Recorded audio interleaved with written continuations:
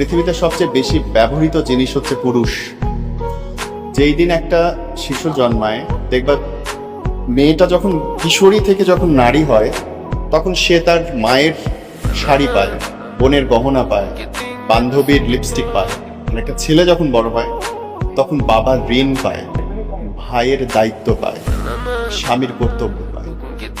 যেই দিন একটা পুরুষ বোঝা শুরু করে যে সে পুরুষ, সেদিন থেকে পুরুষটার হাসি বন্ধ হইতে থাকে, কথা বন্ধ হইতে থাকে, দায়িত্বের চাপে সে ম্রিয়মাণ থাকে। এবং এই পুরুষকে যখন একটা নারী খুশি করে, আনন্দ দেয়, সেটা আসলে তুলনা হয় না। কিন্তু আমাদের দুর্ভাগ্য যে আমাদের পারিবারিক বোঝাপড়া এত কম যে আমরা ওই আনন্দের মুহূর্তগুলো কম পাই, দুঃখের মুহূর্তগুলোই বেশি পাই। এবং পুরুষের কান্নায় আসলে শব্দ হয় না, চোখের জল অনেক পড়ে, তাকায় থাকবে কিন্তু ভেতরটা পুরো শেষ হয়ে যাবে, এটার ভাবে না।